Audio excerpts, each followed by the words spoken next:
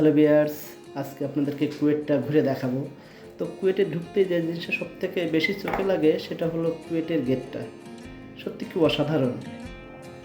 তো আমরা আস্তে আস্তে চলেন কুয়েটের ভিতরেই চলে যাই। তো কুয়েটে যেতে প্রথমে যে জিনিসটা সবথেকে বেশি চোখে লাগে সেটা হলো কুয়েট লেখাটা, খুব অসাধারণ।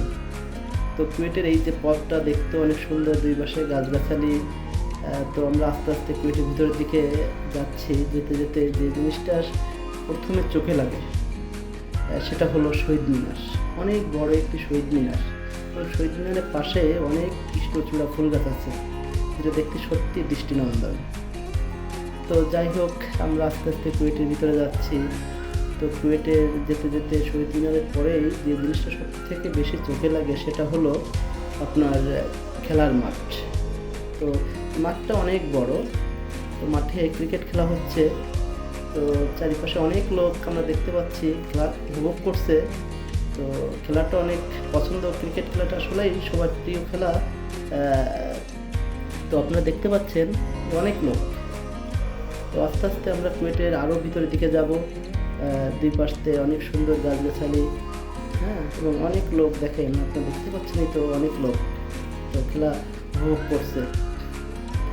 তো আমি একটু খেলা দেখছি, দেখতে দেখতে আরও ভিতরের দিকে যাচ্ছি। খুব ভালোই লাগছে। কুয়েটটা আসলে অনেক বড় একটা এরিয়া নিয়ে। তো আমি যতটুকু পারি আপনাদের দেখানোর চেষ্টা করছি। তো আপনারা দেখেন দুই পাশে কত গাছ, সুন্দর সুন্দর বিল্ডিং, অনেক ভবন আছে।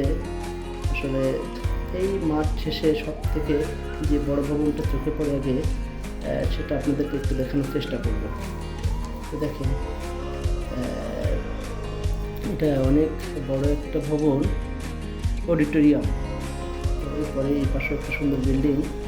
তো আস্তে আস্তে আরও আমরা ভিতরের দিকে যাবো। যেতে যেতে আরও যে জিনিসটা চোখে পড়ে সেটা হচ্ছে স্মৃতিসৌধ। অনেক বড় একটা স্মৃতিসৌধ দেখেন এখানে আছে। আপনি দেখতেই পাচ্ছেন কত সুন্দর জায়গা, মনোরম পরিবেশ, অনেক বড় বড় বিল্ডিং।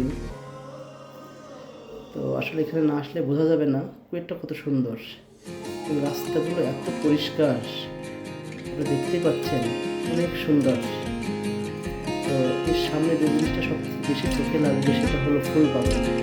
অসাধারণ ফুল বাগানটা। আমি তো দেখেই ভালোই লাগলো।